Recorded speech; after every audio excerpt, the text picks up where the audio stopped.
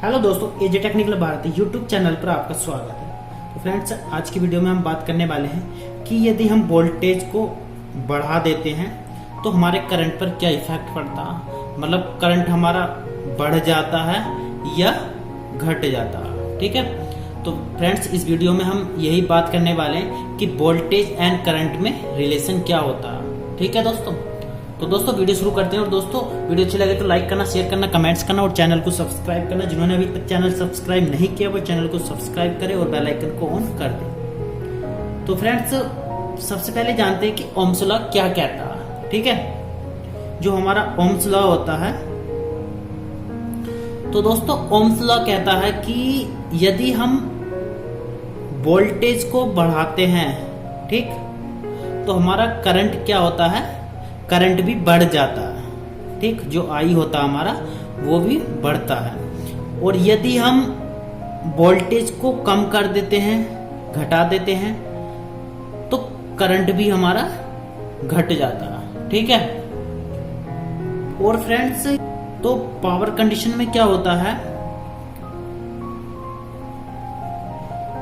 तो यदि हम वोल्टेज को बढ़ाते हैं, ठीक है, तो हमारा आई जो होता है करंट वो घट जाता है। ठीक, यदि हम वोल्टेज को कम कर देते हैं, घटा देते हैं, तो आई जो होता है, एम्पियर जो होते हैं वो बढ़ जाते हैं। ठीक है, तो फ्रेंड्स इस वीडियो में मैं आपको यही समझाऊंगा कि यदि हम वोल्टेज को बढ़ाते हैं करंट कैसे घटता है या बढ़ता है।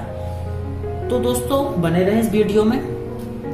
तो फ्रेंड्स जैसे कि मान लो मैं एक उदाहरण दे देता हूँ। तो फ्रेंड्स जैसे कि मान लो मेरे पास ये लोड है, मान लो ये 100 किलोवाट का लोड है। ठीक है, मेरे पास, ठीक, ये 3 फेज का लोड है।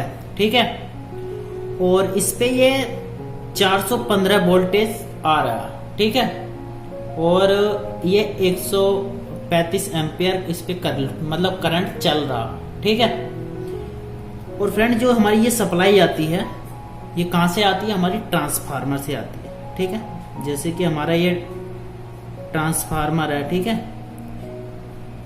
ये, ठीक है, ये हमारा ट्रांसफार्मर हो गया। ठीक है, ये ट्रांसफार्मर हो गया। ठीक है दोस्तों, और ट्रांसफार्मर के इनपुट में जो हमारी मान लो ये सप्लाई है, ठीक, तो यहाँ पे मैंने 11 kV सप्लाई जोड़ी हुई है। ठीक है, 11 kV या 33 kV सप्लाई भी हम जोड़ सकते हैं। ठीक है, तो फ्रेंड्स यहाँ पे 11 kV सप्लाई जोड़ी हुई है और यहाँ पे हमें कितने मिल रहे हैं, 415 वोल्टेज। मतलब तो यहाँ पे हमने 11,000 वोल्ट दिए हुए हैं ट्रांसफार्मर, और आउटपुट में कितने मिल रहे हैं हमारे, 415 वोल्टेज। ठीक है, तो यहाँ पे वोल्टेज डाउन हो गए और यहाँ पे करंट बढ़ गया। ठीक है, 115 एम्पियर करंट बढ़ रहा और हमारा लोड जो हमारा 100 किलोवाट है। ठीक है, यहाँ पे भी जो लोड चल रहा हमारा, यहाँ भी 100 किलोवाट ही लोड है। ठीक है दोस्तों, और यहाँ पे 11,000 वोल्ट है। अगर हम एम्पियर यहाँ पे चेक करें तो कितने आएंगे, यहाँ पे मान लो यहाँ पे 5 एम्पियर के आसपास यहाँ पे लोड चलेगा। ठीक है, ठीक है दोस्तों, क्योंकि यहाँ पे हमारा वोल्टेज जो है बढ़ गया है और करंट यहाँ पे कम हो गया। ठीक, और ट्रांसफार्मर ने हमारे वोल्टेज को कम कर दिया, 415 वोल्टेज कर दिया है। ठीक है, और यहाँ पे जो हमारा 100 किलोवाट है, यहाँ पर भी 100 किलोवाट लोड जुड़ा हुआ है। ठीक है, और यहाँ पे करंट कितना चला, 135 एम्पियर। तो फ्रेंड्स आपको समझ में आ गया होगा कि पावर कंडीशन में अगर हम वोल्टेज को बढ़ाते हैं तो करंट हमारा घट जाता है, और वोल्टेज को डाउन करते हैं तो करंट हमारा बढ़ जाता है। ठीक है, और फ्रेंड्स जो हमारा ओम्स लॉ होता है, तो उस कंडीशन में क्या होता है, ओम्स लॉ का फॉर्मूला क्या होता है, V बराबर I इंटू R। ठीक है, इस कंडीशन में क्या है हमारा, ये क्या कह रहा, यदि हम I को बढ़ाते हैं, ठीक, तो हमारा वोल्टेज जो बढ़ जाता है। यदि I को कम करेंगे तो हमारा यहाँ पे क्या होगा, वोल्टेज कम हो जाता है। ठीक है, यदि फ्रेंड्स आपसे कोई पूछे कि यदि हम वोल्टेज को बढ़ा दें तो करंट पर क्या इफेक्ट पड़ेगा, मतलब करंट बढ़ेगा या घटेगा, तो फ्रेंड्स आपको क्या जवाब देना है मैं आपको इस वीडियो में बताऊंगा। तो आपको यही जवाब देना कि यदि हम यदि पावर कांस्टेंट है तो आपको क्या जवाब ना, आपको यही जवाब देना है यदि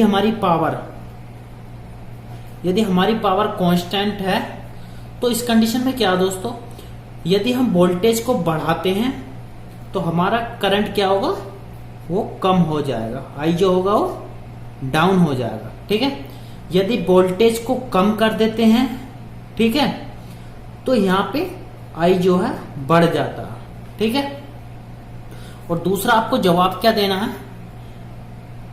यदि हमारा आर मतलब रेजिस्टेंस कांस्टेंट है, ठीक है, तो इस कंडीशन में क्या होगा, यदि वोल्टेज को बढ़ाते हैं तो करंट भी यहां पे बढ़ जाता है। ठीक है, और वोल्टेज को यहां पे कम करते हैं तो करंट भी हमारा कम हो जाता है। ठीक है दोस्तों, तो दोस्तों दोनों फॉर्मूले जो हैं, दोनों जो है ये हमारे दोनों सही हैं।